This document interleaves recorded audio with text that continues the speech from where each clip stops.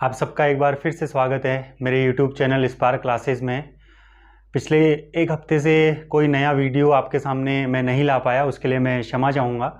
समय की व्यस्तता और काम की अधिकता के कारण जो है मैं कोई नया वीडियो अभी नहीं बना पाया, लेकिन अब मेरा यहाँ से प्रयास रहेगा कि आपको लगातार अब यहाँ से वीडियो मिलना प्रारंभ हो जाएंगी। ठीक है, तो पिछले अगर मैं कुछ वीडियोस की बात करूँ तो पिछले एक हफ्ते से कोई नया वीडियो तो आया नहीं है, लेकिन हमारे दो सब्जेक्ट्स के कोर्स हमारे अभी चल रहे हैं, एक उत्तराखंड और दूसरा हिंदी का अगर मैं कोर्स की बात करूं तो हिंदी के आपके सामने जो है संधि तक का मैंने वीडियोस आपको प्रोवाइड करा दी हैं, तो और उसके लिए आपको अच्छा खासा रिवीजन का भी समय मिल चुका है। तो मेरी उम्मीद है कि आपने वहां पर तक जो है काफ़ी अच्छे से उसका अध्ययन कर लिया होगा, और नहीं करा है तो आप अभी भी चैनल के लिंक पर आप प्लेलिस्ट पर जाइए और आपको हिंदी के सारे वीडियोज आपको वहां पर उपलब्ध हो जाएंगे।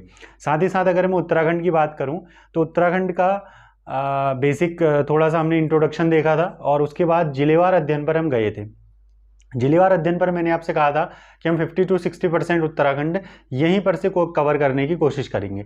तो उस सीरीज़ में हमारा एक ज़िला जो हमारी राजधानी भी है देहरादून, वो मैं आपको कंप्लीट करके दे चुका हूँ। उसके 4 वीडियोज़ आपके सामने चैनल में आपको मिल जाएंगे। और दूसरा जो हमारा ज़िला स्टार्ट हो चुका था वो था हरिद्वार का एक लेक्चर जो है मैंने अभी तक अपलोड किया हुआ है। और हरिद्वार के जो पहले लेक्चर था उसमें हमने हरिद्वार का थोड़ा सा इतिहास देखा, हरिद्वार की स्थापना देखी, हरिद्वार के पूर्व में प्रचलित जितने भी नाम थे, चाहे वो हरिद्वार हो, चाहे वो मोयुलो हो, या फिर उसके अलावा आप कहेंगे कुपिला हो। ठीक है, साथ ही साथ उत्तर भारत का केरल भी उसे कहा जाता है। अच्छा, इन सारे नामों के साथ साथ हमने थोड़ा सा जनसंख्या का वाले भी 3 टॉपिक उसमें देखे थे कि जनसंख्या के संबंध में हरिद्वार की क्या विशेषता है। एक तो जनसंख्या में प्रथम स्थान पर आता है, साथ ही साथ लिंगानुपात में यह किस स्थान पर है, अंतिम स्थान पर है। ठीक है, ये भी हमने देख लिया था। ठीक, उसके अलावा उपनामों में आप एक चीज़ और ध्यान रखेंगे, बहुत सारे उपनाम तो मैंने बताए थे, जैसे गंगा द्वार, तीर्थ द्वार, माया द्वार, मयूरपुर। ठीक है, कुंभ नगरी, जैसे कुंभ मेले का आयोजन भी कहाँ होता है, हरिद्वार में, तो अभी हम कुंभ मेले को भी देखने जा रहे हैं इसी वीडियो में। उसके अलावा उत्तर भारत का केरल भी कहा जाता है। साथ ही साथ आप एक नाम और जोड़ देना, आप इसको कह दें, हरिद्वार को एक और नाम से जाना जाता है, पूर्व का वेनिस भी इसे कहा जाता है। वेनिस आपका इटली का एक शहर है, उसके नाम पर इसे पूर्व का वेनिस भी हम इसे कहते हैं। ठीक है, तो ये सारे नाम आपने देखने हैं हरिद्वार के संबंध में।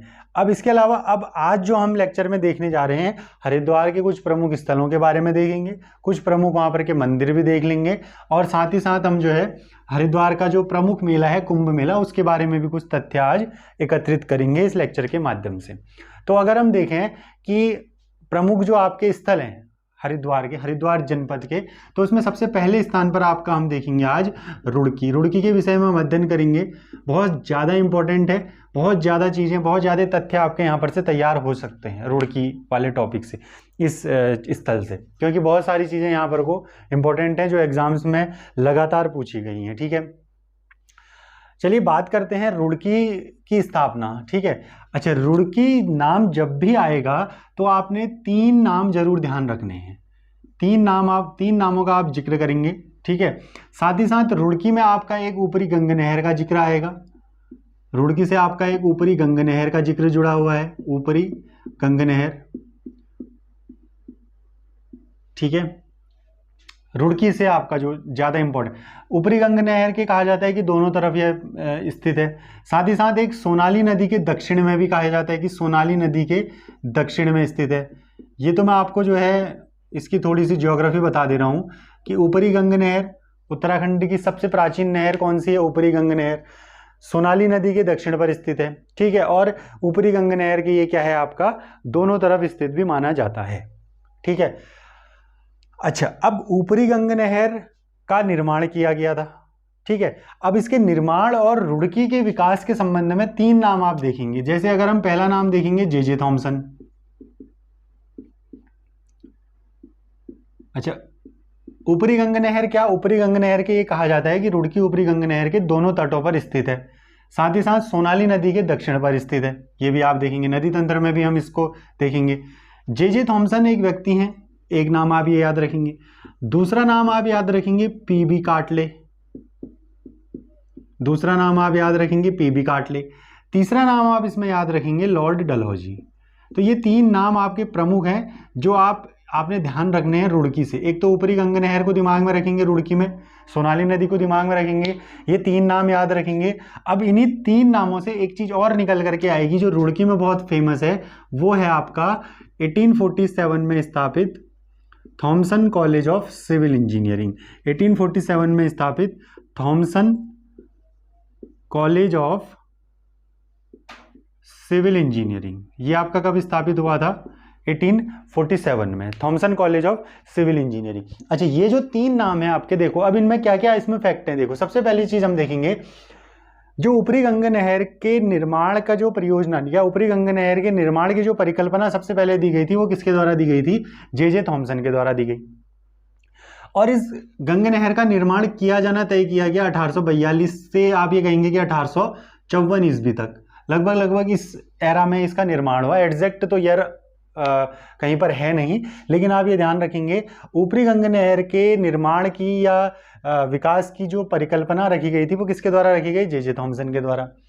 साथ ही साथ जे थॉमसन ने जब ये आपकी ऊपरी गंगा नहर के निर्माण की जो बात चली थी, तो उसी समय 1847 में एक सिविल इंजीनियरिंग कॉलेज की स्थापना की गई। कहाँ पर को? रुड़की में, इसी ऊपरी गंगा नहर की, जिसका काम था कि इसके निर्माण में जो है आपकी अभियांत्रिकी के तौर पर क्या करना? मदद करना।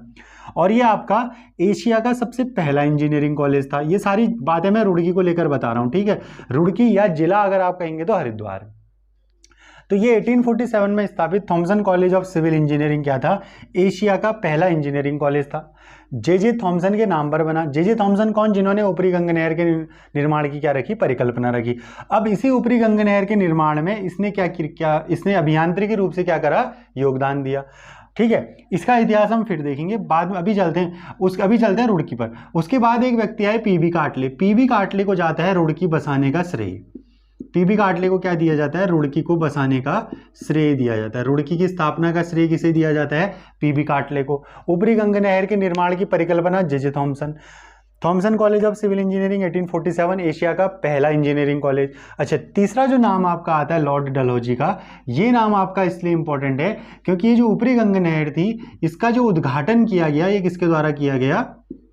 लॉर्ड डलहौजी के द्वारा किया गया। भारत में सबसे पहली बार ट्रेन भी आप देखेंगे तो लॉर्ड डलहौजी के शासनकाल में ही चली। 1853, लॉर्ड डलहौजी भारत के गवर्नर जनरल थे। इन्हीं के शासनकाल में 1853 में बंबई से ठाणे के बीच में पहली बार क्या चलाई गई? ट्रेन चलाई गई। अब इसी से मैं आपको एक पॉइंट और यहाँ पर को नोट करा देता हूँ। क्वेश्चन आता है कि भारत में सबसे पहली बार, एक तो क्वेश्चन आएगा कि ट्रेन कब चलाई गई, तो ये आपका चलाई गई 1853 में बंबई से ठाणे के बीच में, ठीक है। लॉर्ड डलहौजी उस समय क्या थे? तत्कालीन गवर्नर जनरल थे, ठीक है। 22 दिसंबर 1851 को भारत में पहली बार प्रायोगिक रूप से ट्रेन चलाई गई थी। प्रायोगिक रूप से। अच्छा, अगर आपके पास देखो क्वेश्चन ये आए कि भारत में प्रायोगिक रूप से रेल सर्वप्रथम, या भारत में प्रायोगिक रूप से रेल कहाँ चलाई गई, तो 22 दिसंबर 1851 को ये आप कहेंगे ऊपरी गंगा नहर के निर्माण के दौरान ही, ऊपरी गंगा नहर के निर्माण के लिए ही रुड़की से पीरान कलियर के बीच, रुड़की से पीरान कलियर के मध्य, रुड़की से पीरान कलियर के मध्य। तो ये आपके बहुत ज़्यादा एक तरीके से फैक्ट हैं, ठीक है। इन फैक्टों को बहुत अच्छे से ध्यान रखें। रुड़की से संबंधित 3 नाम जरूर याद रखें, जे थॉमसन, पीबी काटले और लॉर्ड डलहौजी। ऊपरी गंगा नहर को जरूर ध्यान में रखें क्योंकि ऊपरी गंगा नहर के निर्माण के दौरान ही इस शहर का क्या किया गया? विकास किया गया। ऊपरी गंगा नहर के दोनों तरफ यह शहर है, साथ ही साथ सोनाली नदी के दक्षिण की तरफ भी है, इसकी अगर ज्योग्राफिक स्थिति देखेंगे तो। साथ ही साथ जे थॉमसन कौन? 1847 में Thomson college of civil engineering की स्थापना करी। साथ ही साथ ऊपरी गंगा नहर के निर्माण की सबसे पहले अवधारणा किसके द्वारा दी गई? इनके द्वारा दी गई। रुड़की बसाने का श्रेय पीबी काटले को जाता है। लॉर्ड डलहौजी ने ऊपरी गंगा नहर का क्या किया? उद्घाटन किया। और इसी ऊपरी गंगा नहर के निर्माण के दौरान 22 दिसंबर 1851 को भारत में सबसे पहले प्रायोगिक रूप से रेल चलाई गई लॉर्ड डलहौजी के शासनकाल में, ठीक है। चलिए अब इसकी तरफ चलते हैं। Thomson college of civil engineering 1949 में हमने इसको विश्वविद्यालय का दर्जा दे दिया था। 1949 में ये क्या बना? विश्वविद्यालय बना। 1949 में, इसकी बात कर रहा हूं मैं, ठीक है। ये क्या बना, विश्वविद्यालय बना। इसके अलावा अब जो आपका नेक्स्ट इंपॉर्टेंट पॉइंट है, ये 2001 में देश की 7वीं आईआईटी का इसको क्या मिला, दर्जा मिला। 2001 में देश की क्या 7वीं आईआईटी को क्या, आईआईटी का क्या दिया गया, इसको दर्जा दिया गया। तो आप जो आईआईटी रुड़की कहते हैं, तो इसका इतिहास भी एक बार समझ लीजिए। आईआईटी रुड़की जो है वो एशिया का सबसे पहला इंजीनियरिंग कॉलेज है। 1847 में Thomson college of civil engineering के नाम से इसकी स्थापना हुई, और आपका 1949 में इसको क्या किया गया, विश्वविद्यालय का दर्जा दिया गया। 2001 में इसको आईआईटी का दर्जा दिया गया। अभी इसको वर्तमान में कभी कभी क्वेश्चन आ जाता है वन लाइनर कि इंजीनियर्स का मक्का, इंजीनियर्स का मक्का किसे कहा जाता है, तो आपका ये कौन सा, आईआईटी रुड़की को ही आप, या रुड़की को ही आप इसमें आईआईटी रुड़की को ऐड कर देंगे, इसको हम कहते हैं। तो इतनी चीजें आप ध्यान रख लेना रुड़की के विषय में, ठीक है।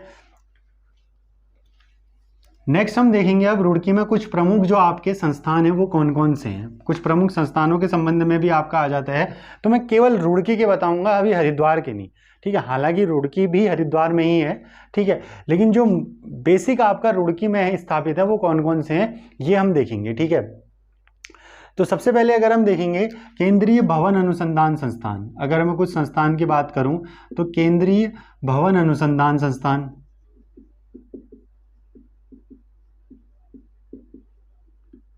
केंद्रीय भवन अनुसंधान संस्थान, यह आपका कहाँ स्थित है, रुड़की में। इसकी स्थापना हुई थी आपका 1947 में। तो रुड़की के प्रमुख संस्थानों में आपका आया केंद्रीय भवन अनुसंधान संस्थान, जिसकी स्थापना कब हुई, 1947 में। दूसरा हम इसमें देखेंगे रक्षा एवं तकनीकी कौशल कार्यालय।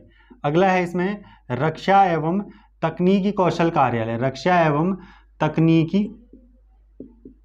कौशल कार्यालय, यह भी आपका कहाँ है, रुड़की में। अच्छा, रक्षा या डिफेंस से संबंधित मैंने पिछले देहरादून में भी आपको बहुत सारी चीजें बताई थी, जैसे भारतीय सैन्य अकादमी, भारतीय सैन्य महाविद्यालय, गोरखा रेजिमेंट, द्वितीय गोरखा रेजिमेंट भी आपका देहरादून से संबंधित था।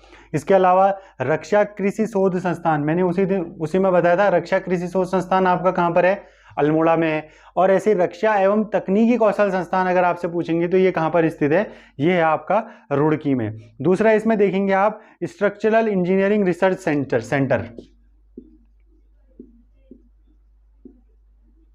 स्ट्रक्चरल इंजीनियरिंग रिसर्च सेंटर, ये भी आपका कहां पर है, रुड़की में। स्ट्रक्चरल इंजीनियरिंग रिसर्च सेंटर, ये भी आपका कहां पर है, रुड़की में है। अगला हम देखेंगे भारतीय सिंचाई अनुसंधान संस्थान, भारतीय सिंचाई अनुसंधान संस्थान, भारतीय सिंचाई अनुसंधान संस्थान, भारतीय सिंचाई अनुसंधान संस्थान। ये केवल जो बेसिक आपके रुड़की में स्थित है। ऐसा देखो, अगर क्वेश्चन ये आ जाएगी केंद्रीय भवन अनुसंधान संस्थान कहाँ स्थित है, आपके ऑप्शन हो देहरादून, हरिद्वार या टिहरी या पौड़ी, तो आपका आंसर क्या है, हरिद्वार है। लेकिन अगर रुड़की ऐसे ऑप्शन है तो तब आपका आंसर क्या है, रुड़की है। बेसिक आपके रुड़की में स्थापित है, ठीक है। अगला अगर हम देखें Bengal sappers and miners, Bengal sappers and miners,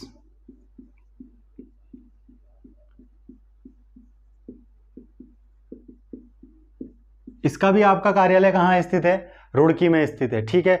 अगला हम देखेंगे राजकीय मुद्रा संग्रहालय, राजकीय मुद्रा संग्रहालय, राजकीय मुद्रा संग्रहालय। एक एक नंबर के क्वेश्चन है, आप इसको बिल्कुल तैयार रखें, कहीं पर भी पूछ दिया जा सकता है। ये क्वेश्चन पूछा जा चुका है, ठीक है। अगर आप इस क्वेश्चन को देखेंगे प्रीवियस पेपर में, वीपीडीओ का जो प्रीवियस एग्जाम हुआ था उसमें यह क्वेश्चन आ चुका है कि भारतीय सिंचाई अनुसंधान संस्थान कहाँ स्थित है, ठीक है। आप इसमें देख भी लेंगे तो आपको मिल जाएगा वो राजकीय मुद्रा संग्रहालय, ठीक है। इसके अलावा राजकीय प्रेस, और क्या क्या है यहाँ पर को, राजकीय प्रेस रुड़की में स्थित है। अभी मैं आपको किसी के ईयर नहीं बता रहा हूँ, आप इसका एक केंद्रीय भवन अनुसंधान संस्थान का लिख लिया होगा, लेकिन यार आप अभी किसी के मत जाइए, जब हम प्रमुख संगठन या संस्थान देखेंगे तो वहां और चलेंगे। फिलहाल आप एक बार याद करें, ये याद करें कि ये कहाँ पर को है, ठीक है। राजकीय मुद्रा संग्रहालय, राजकीय प्रेस, इसके अलावा आप देखेंगे राष्ट्रीय जल विज्ञान संस्थान, राष्ट्रीय जल विज्ञान संस्थान, राष्ट्रीय जल विज्ञान संस्थान, ये भी आपका कहाँ पर है, रुड़की में है, ठीक है। इसके अलावा रुड़की में अगर हम देखें तो industrial technological research unit, industrial यहाँ पर मैं लिख दे रहा हूँ इंडस्ट्रियल टैक्सोलॉजिकल रिसर्च यूनिट।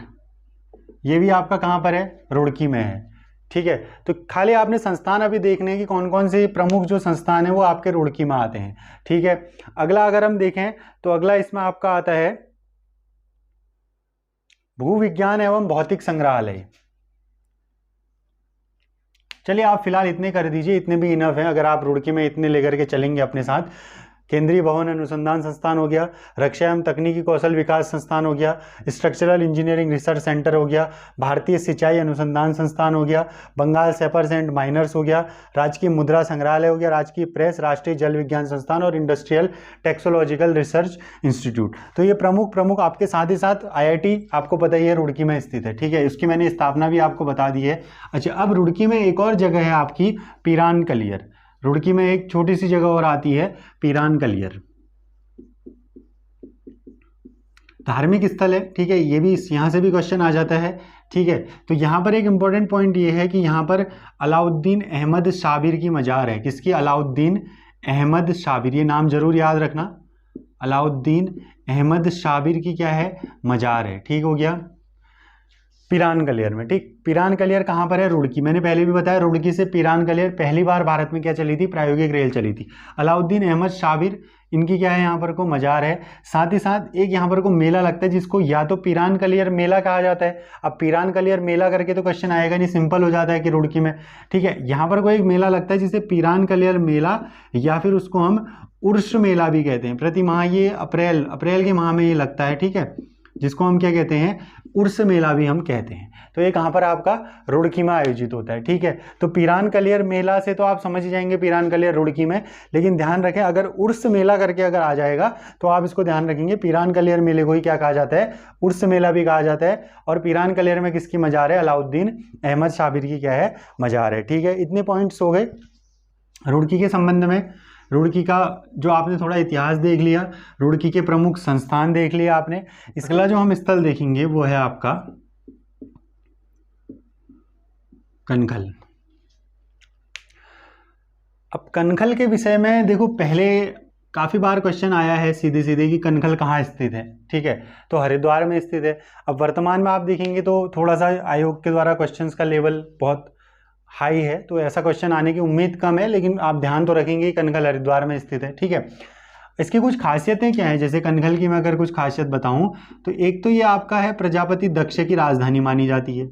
यह स्थान जो है पौराणिक ग्रंथों के अनुसार प्रजापति दक्ष की क्या थी? ये राजधानी थी। प्रजापति दक्ष कौन? तो जैसे आप पौराणिक कथाओं में उल्लेख मिलेगा आपको, शिव जी की जो पहली पत्नी थी माता सती, माता सती के पिता कौन थे? प्रजापति दक्ष। और इनकी राजधानी मानी गई कनखल में। और ये भी माना जाता है कि माता सती के द्वारा खुद को यहीं पर अग्नि में क्या किया गया था? समर्पित किया गया था। ठीक है, शायद आपने ये स्टोरी कभी देखी हो, कभी सुनी हो इस बारे में कि जो शिव जी की जो पहली पत्नी थी माता सती, उनके पिता ने एक यज्ञ का आयोजन किया था, लेकिन उसमें जो है उन्होंने शिव जी को जो है उसमें निमंत्रण नहीं दिया। तो इस वजह से रुष्ट होकर के उसी यज्ञ की जो अग्नि थी उसी में माता सती ने क्या किया था? खुद को समर्पित कर दिया था। ठीक है, तो उसके आगे की कहानी फिर मैं भी थोड़ी देर बाद रिलेट करूंगा, फिलहाल आप इतना ध्यान रखें। तो यह स्थान प्रजापति दक्ष की राजधानी कनखल यही माना गया है, और यहीं पर माना जाता है कि माता सती ने अपने खुद को क्या किया था? अग्नि को समर्पित किया था। अच्छा, यहाँ पर को कुछ और प्रमुख मंदिर हैं, या उन मंदिरों को देखने से पहले अगर हम देखो, हरिद्वार जब आप पढ़ रहे हैं तो आप हरिद्वार में आपको बहुत सारे मंदिर देखने को मिलेंगे। अब कुछ प्रमुख मंदिर जैसे हैं, अभी मैं थोड़ी देर में आपको बता दूंगा कुछ प्रमुख मंदिर कौन कौन से हैं। जैसे मनसा देवी मंदिर हो गया, चंडी देवी मंदिर हो गया। ठीक है, हालांकि चंडी देवी मंदिर आपका जिला पौड़ी गढ़वाल पड़ता है, लेकिन हरिद्वार के अंदर ही उसे आप देखेंगे तो भौगोलिक रूप से तो पौड़ी गढ़वाल में जिले के तौर पर अगर हम देखेंगे तो साथ ही साथ आप इसमें देखेंगे माया देवी मंदिर जो हरिद्वार की जो अधिष्ठात्री देवी मानी जाती है। ठीक है, अच्छा, अब यहाँ पर को हम देखेंगे कुछ प्रमुख मंदिर, तो दक्षेश्वर मंदिर, बहुत सारे मंदिर आपको देखने को मिलेंगे कहाँ पर को? हरिद्वार में। तो कुछ प्रमुख आपको याद हो जाएं तो यही आपकी जो है सबसे बड़ी सफलता ये भी है। बहुत सारे मंदिर हैं आपको। चलो, दक्ष की राजधानी कनखल, तो यहाँ से दक्षेश्वर मंदिर कहाँ स्थित है? आपका हरिद्वार में स्थित है। साथ ही साथ आप इसमें देखेंगे तिलाबड़ेश्वर मंदिर,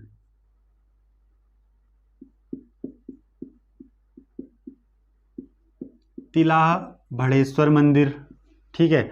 इसके अलावा आप देखेंगे महाविद्या मंदिर, महाविद्या मंदिर, महिषासुर मर्दिनी मंदिर, महाविद्या मंदिर, महिषासुर मर्दिनी मंदिर, ठीक है। साथ ही साथ आप नारायणी शिला करके भी एक यहाँ पर कोई स्थान है, यह भी आपका प्रमुख है, पूछा जाता है नारायणी शिला कहाँ स्थित है, ठीक है। तो ये आपके कुछ प्रमुख स्थल कहाँ पर है, कनखल में, ठीक है। इसके अलावा जो कालिदास थे, ठीक है, महाकवि कालिदास, जिनके द्वारा अभिज्ञान शाकुंतलम और मेघदूतम लिखी गई, यह भी कहा जाता है कि मेघदूतम में इसका उल्लेख मिलता है, मेघदूतम में इसका उल्लेख, इस स्थान का उल्लेख मिलता है, किसका, कनखल का, ठीक है। अब किस नाम से मिलता है यह तो एग्जैक्ट कहीं मुझे भी नहीं मिल पाया, ठीक है, कि मेघदूतम में कनखल का उल्लेख किस नाम से मिलता है, परंतु फिलहाल आप ये ध्यान रखें कि मेघदूतम में किसका उल्लेख मिलेगा, आपको कनखल का उल्लेख मिलता है, अभिज्ञान जो कालिदास के द्वारा रचित है, ठीक है। तो ये आपके किसके संबंध में कुछ पॉइंट हो गए, कनखल के संबंध में ये आपके कुछ पॉइंट आपके हो जाते हैं, ठीक है। तो मंदिर आप यहाँ से, इतने मंदिर आप यहाँ से याद करते हुए चलें, दक्षेश्वर तो यहीं पर याद रख लें, महाविद्या और महिषासुर मर्दिनी ये भी आप जरूर याद रखें, ठीक है, पूछा गया है महाविद्या और महिषासुर मर्दिनी मंदिर के विषय में, ठीक है। अच्छा, अब अगला हम देखते हैं देहरादून का जो सबसे आकर्षक का जो बिंदु है वो है आपका कुंभ मेला। देहरादून का सर्वाधिक आकर्षण का केंद्र आप मानेंगे किसको, कुंभ मेले को। देश विदेश से बहुत सारे लोग यहाँ पर को आते हैं, ठीक है। अच्छा, अब कुंभ मेले से संबंध में आपको पता है, ये एक चीज़ तो आपको सभी को ज्ञात है कि प्रत्येक 12 वर्ष में क्या होता है, कुंभ मेले का क्या होता है, आपका आयोजन होता है प्रत्येक 12 वर्ष में, ठीक है। अब इसमें हम देखेंगे कि कुंभ के 3 आप प्रकार देखेंगे, आज यहीं पर को क्लियर कर लेंगे इस चीज़ को, ठीक है। एक तो होता है आपका अर्धकुंभ, ठीक है। सामान्यतया आपको यही पता है कि कुंभ जो है प्रत्येक 12 वर्ष बाद आयोजित होता है। दूसरा होता है पूर्ण कुंभ। अब इन तीनों कुंभों के बारे में हम थोड़ा थोड़ा समझ लेते हैं, ठीक है। तीसरा होता है आपका महाकुंभ। अच्छा, अब कुंभ मेला उत्तराखंड में तो कहाँ पर आयोजित होता है, हरिद्वार में, ठीक। और इन कुंभ मेलों की शुरुआत माना जाता है किसके द्वारा की गई, हर्षवर्धन के द्वारा की गई, जिसके शासनकाल में हेनस्वांग भारत आया था। और हर्षवर्धन ने इनको क्या कहा था, मोक्ष पर्व, इस मेले को क्या कहा था, मोक्ष पर्व भी कहा था। हर्षवर्धन के द्वारा इस मेले को क्या कहा गया, मोक्ष पर्व कहा गया, ठीक है। अब अर्धकुंभ क्या है, पूर्ण कुंभ क्या है और महाकुंभ क्या है, इसको समझ लेते हैं। अर्धकुंभ आपका आयोजित होता है प्रत्येक 6 वर्ष में, पूर्ण कुंभ आपका आयोजित होता है प्रत्येक 12 वर्ष में, और महाकुंभ आपका आयोजित होता है प्रत्येक 144 वर्षों में, ठीक है। प्रत्येक 6 वर्ष में जो आपका अर्धकुंभ आयोजित होता है, यह केवल 2 स्थानों में आयोजित होता है, हरिद्वार और प्रयाग में, प्रयाग यानी इलाहाबाद में। पूर्ण कुंभ जो आपका प्रति 12 वर्ष में लगता है, तो यह आपका 4 स्थानों पर होता है। एक तो हरिद्वार, दूसरा आपका प्रयाग, तीसरा आपका उज्जैन और चौथा आपका नासिक। ये इन 4 जगहों पर क्या आयोजित होता है, आपका पूर्ण कुंभ आयोजित होता है। पूर्ण कुंभ कितने वर्ष बाद, 12 वर्ष बाद। अब महाकुंभ आपका आयोजित होता है केवल और केवल इलाहाबाद यानी प्रयाग में। कहाँ पर को, प्रयाग में यह आयोजित होता है, ठीक है। तो ये 3 आपके चीज़ें ध्यान रखना, अर्धकुंभ 6 वर्ष बाद हरिद्वार और प्रयाग में, पूर्ण कुंभ इन 4 स्थानों पर आयोजित होता है, ठीक है। अब हरिद्वार में अभी जो कुंभ हुआ है वो कब हुआ है, 2021 में, इसी साल आयोजित हुआ कुंभ मेला, ठीक है। इससे पहले आप अर्धकुंभ चलेंगे तो 2016 में अर्धकुंभ आयोजित हुआ था हरिद्वार में, ठीक है। उससे पहले आप चलेंगे तो पूर्ण कुंभ 2010 में आयोजित हुआ था, ठीक है। अब पिछली बार जो आयोजित हुआ था वो हुआ था 2010 में, और इस बार जो आयोजित हुआ था वो 2021 में। कायदे से होना चाहिए था कब, 2022 में, परंतु 11 वर्ष में आयोजित हुआ। अब ये इसका कारण कुछ ज्योतिषीय आपकी जो है गणनाएं हैं, उस वजह से जो है ये इस बार आपका 2021 में आयोजित हुआ। इतना डीप आप मत जाइए, ठीक है। फिलहाल ये चीज़ ध्यान रखें। हरिद्वार किस नदी के तट पर है, गंगा के दाएं तट पर। प्रयाग किस नदी पर है, त्रिवेणी, गंगा, यमुना और सरस्वती, तीनों का यहाँ पर संगम होता है। उज्जैन आपका किसके, शिप्रा नदी के तट पर स्थित है, उज्जैन आपका शिप्रा नदी के। नासिक किस नदी के तट पर स्थित है, गोदावरी नदी के तट पर आपका ये स्थित है। ये आपके वन लाइनर कहीं भी आ सकते हैं, ठीक है। और महाकुंभ केवल और केवल कहाँ आयोजित होता है, इलाहाबाद में, प्रत्येक 144 वर्षों के बाद यह आपका आयोजित होता है, ठीक है। तो उत्तराखंड में कुंभ कहाँ, हरिद्वार में। कुंभ मेले की शुरुआत किसके द्वारा? हर्षवर्धन ने इसको क्या कहा? मोक्ष पर्व कहा। ठीक है, अब थोड़ा सा आपको कुंभ का पता, अच्छा कुंभ का अगर मैं थोड़ा सा आपको ज्योतिषी उसके आधार पर बताऊं तो कुंभ मेला आयोजित होने की आपकी कुछ कथाएं भी हैं, कुछ ज्योतिषी आपके जो हैं वो गणनाएं भी हैं जिस पर आपका क्या होता है, कुंभ मेला आयोजित होता है। 2 ग्रहों से संबंधित है कुंभ मेला। नंबर 1 बृहस्पति, नंबर 2 सूर्य। जब आपका बृहस्पति ग्रह आपका किसमें? कुंभ राशि में प्रवेश करेगा। जब आपका बृहस्पति ग्रह कुंभ राशि में प्रवेश करेगा, साथ ही साथ सूर्य आपका उस समय कहां पर हो? मेष राशि में। तो इस स्थिति में, बाकी ये आपकी ज्योतिषी गणना है, आप इसमें नहीं जा सकते हैं। ठीक है, अब इतना आप इसको रहने दीजिए, फिलहाल रट लीजिए इसको कि बृहस्पति जब आपका कुंभ राशि में प्रवेश करता है, साथ ही साथ सूर्य उस समय कहां पर हो?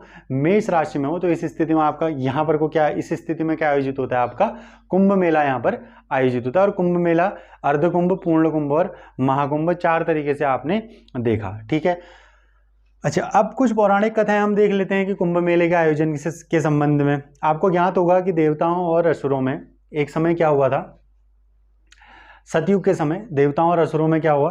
समुद्र मंथन हुआ। उस समुद्र मंथन में आपके 14 रत्न मिले। 14 बहुमूल्य रत्नों में सबसे पहला जो रत्न था वो क्या था? विष, जिसको जो है भगवान शिव ने अपने गले में धारण करा, जिस वजह से उन्हें नीलकंठ भी कहा जाता है। ठीक है, उसके बाद जो अंतिम और 14वां और अंतिम जो रत्न निकला था वो कौन सा था? अमृत। ठीक है, तो ये कहा जाता है कि जब देवता और असुरों के बीच में अमृत को लेकर के युद्ध हो रहा था, तो उस समय अमृत को लेकर के इंद्र के जो पुत्र थे उन्होंने गरुड़ का रूप धारण किया और वो अमृत के कलश को लेकर के, कलश से ही कुंभ शब्द का अर्थ ही कलश होता है। ठीक है, तो उसको लेकर के वो उड़े और उसकी बूंदें 4 स्थानों पर गिरी। ठीक है, अब वो 4 स्थान कौन कौन से माने गए? हरिद्वार, इलाहाबाद। सर्वप्रथम माने गए कि वो इलाहाबाद में गिरे, तो उस वजह से कहा जाता है कि इलाहाबाद में महाकुंभ का आयोजन होता है। हरिद्वार, इलाहाबाद, उज्जैन और नासिक, तो इन 4 स्थानों पर पौराणिक रूप से कहा गया है। पौराणिक जो कथा है उसके आधार पर कुंभ मेले की ये आपकी ये कहानी है। साथ ही साथ अगर आप ज्योतिषी घटना देखें तो ज्योतिषी घटना क्या कहती है कि जब बृहस्पति कहाँ पर हो? कुंभ राशि में प्रवेश कर रहा हो और सूर्य कहाँ पर हो? आपका मेष राशि में हो, तो इस स्थिति में आपका कुंभ मेले का आयोजन होता है। ठीक है, तो ये आपकी बातें हो गई हरिद्वार के संबंध में कुंभ मेले से रिलेटेड। तो आज के जो लेक्चर में हमने देखा 3 चीज़ों का हमने अध्ययन करा प्रमुख रूप से। नंबर 1 रुड़की के प्रमुख संस्थान, रुड़की में पीरान कलियर का हमने अध्ययन देख लिया। साथ ही साथ हमने कनखल देख लिया, कनखल जो जगह थी उसको हमने देख लिया कि प्रजापति दक्ष की राजधानी थी। उसके अलावा हमने कुंभ मेले को समझ लिया। फिलहाल के लिए अभी इतना ही मैं आपको बताऊंगा। अगले लेक्चर में हम हरिद्वार के अन्य प्रमुख स्थान जैसे सप्तऋषि आश्रम, गायत्री तीर्थ या आपका श्री राम शर्मा द्वारा स्थापित शांति कुंज जिसे गायत्री तीर्थ कहा जाता है, इसका और भी बहुत सारे मंदिरों का अध्ययन हम करेंगे और हरिद्वार का हम नदी तंत्र का अध्ययन नेक्स्ट लेक्चर में हम करेंगे। फिलहाल आज के लिए इतना ही, धन्यवाद।